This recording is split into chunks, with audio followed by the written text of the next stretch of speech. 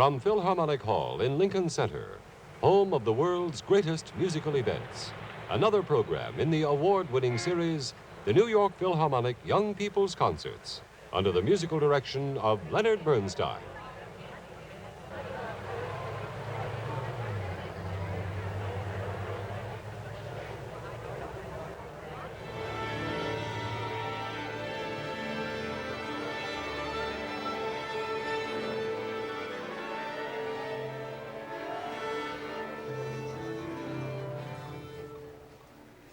And here is Mr. Bernstein.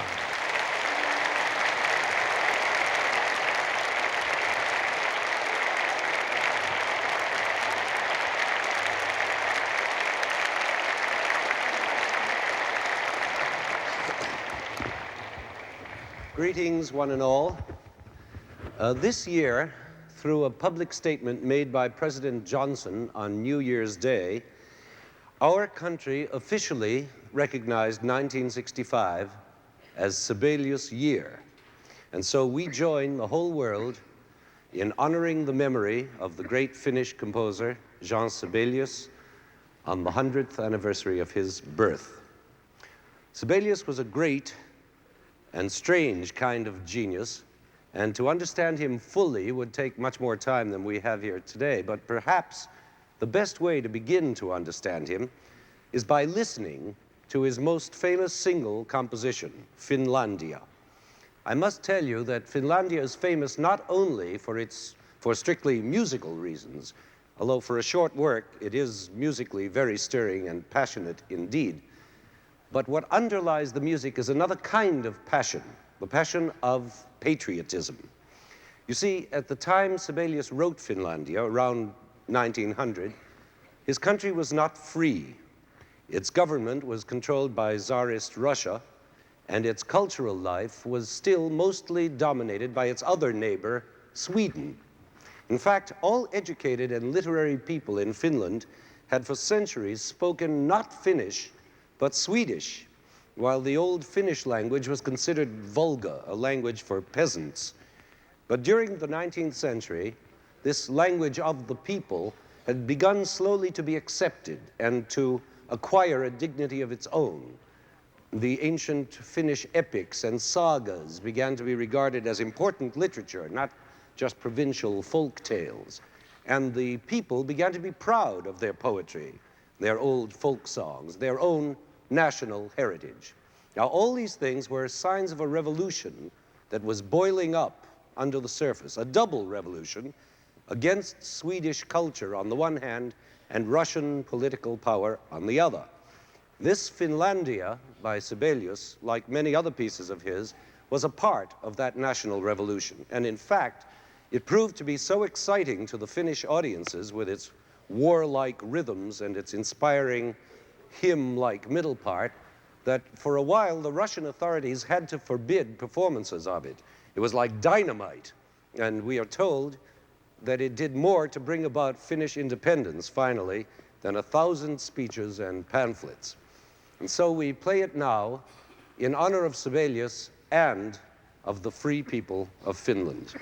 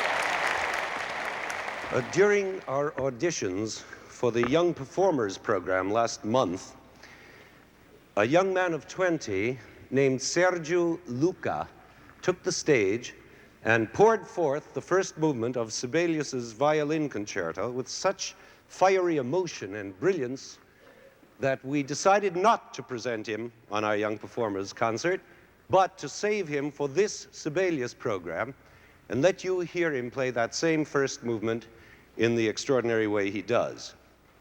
This violin concerto of Sibelius has no subtitles or special meanings the way Finlandia has, but it is filled with just as much nationalistic character and patriotic fervor. Mr. Luca, by the way, has had a rough life, nationalistically speaking.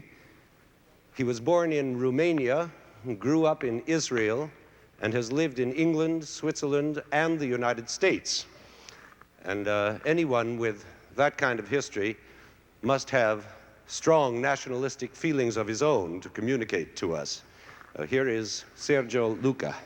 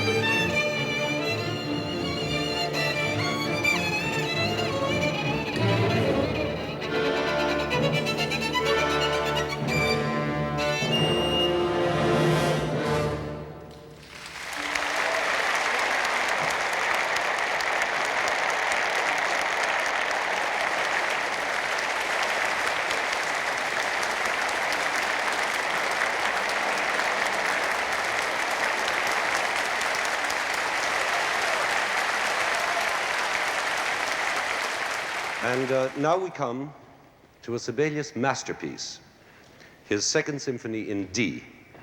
To the Finnish people, this symphony is just as much a patriotic piece as Finlandia is. For them, and for many people all over the world, the Second Symphony carries with it the meaning of freedom, the triumph over oppression. This is partly because the music sounds so deeply nationalistic. Not that Sibelius uses actual Finnish themes or folk songs. He himself once said that he never used a single real Finnish folk song in all his music. But somehow his themes sound like folk songs. They sound Finnish, and they seem to grow out of the Finnish language itself. But there's much more to a Sibelius symphony than just nationalism. The special fascination of this music comes from the suspense in its construction, just as in a great detective story. Sibelius is like a fine mystery writer who plants clues for you right from the beginning, clues that point the way or sometimes puzzle you, but always keep you panting for the next one. And in the end, they all link up so that when the final light dawns and all is made clear, you feel the thrill of having solved a great mystery, you yourself.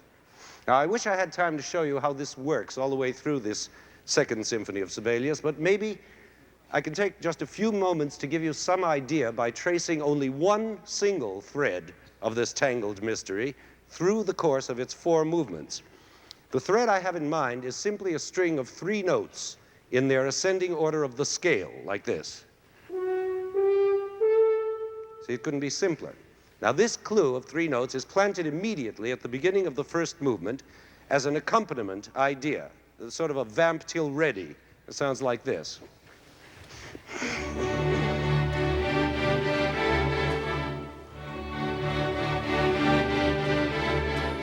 Now, over that accompaniment figure appears the first main theme, and lo and behold, it is again built out of the 3 notes of the scale, only in descending order, as if contradicting the first clue, like 3 blind mice. Now, here is the accompaniment with the theme on top of it.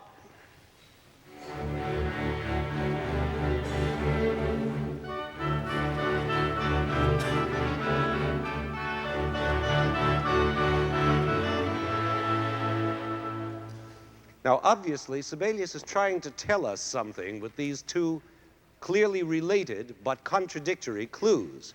Maybe what he's trying to tell us is that perhaps a solution to this complicated mystery case can be found by investigating a few simple notes of the everyday scale. It seems crazy. Maybe it's impossible. Well, let's find out by following further our thread of clues, each one being a version of those first 3 scale notes, whether upwards or downwards, repeated or rearranged or expanded or something. For instance, later on in this first movement, you hear the notes on plucked strings growing from 3 to 5 notes, from soft to loud, expanding like a rising flock of birds. It sounds like this.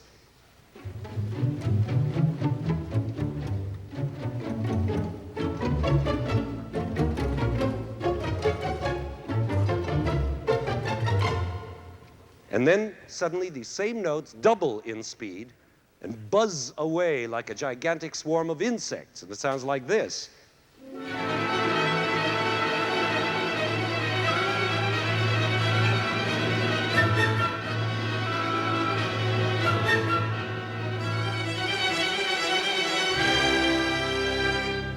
And that's all made out of those same 3 little old notes.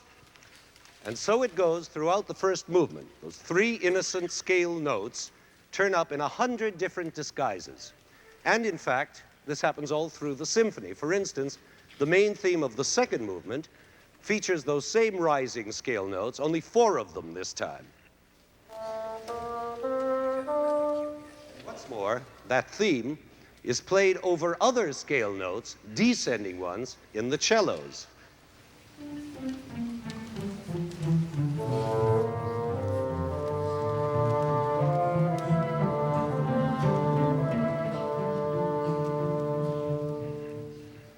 It's amazing how many different ways those few scale notes can be made to sound by a genius like Sibelius.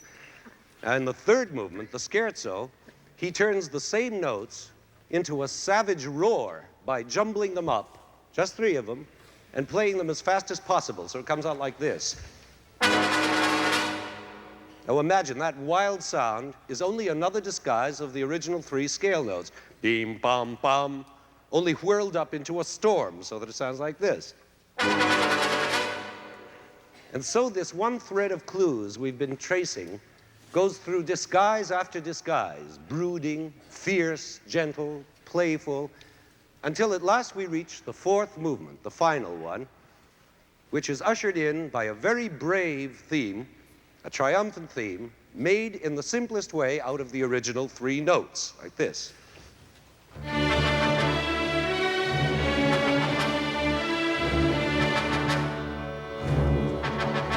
Now, that sounds as though we are nearing our solution to the mystery.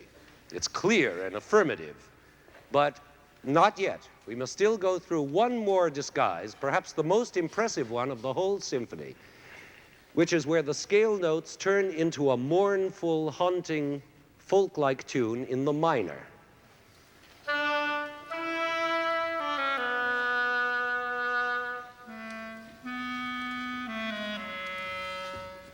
And this little tune begins to repeat over and over, hypnotically, while underneath it, the scale, the same scale, becomes a writhing figure, like a great serpent, also repeating over and over, like this.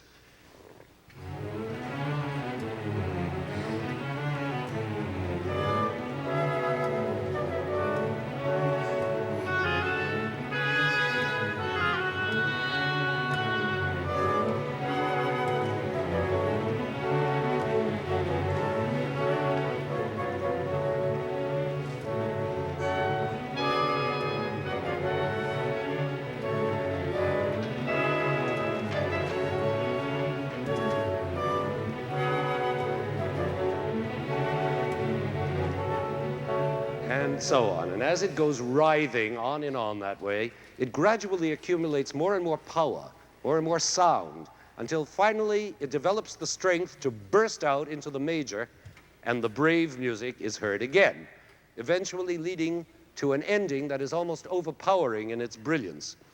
So at last, we have the solution to which all these scaly clues have been leading.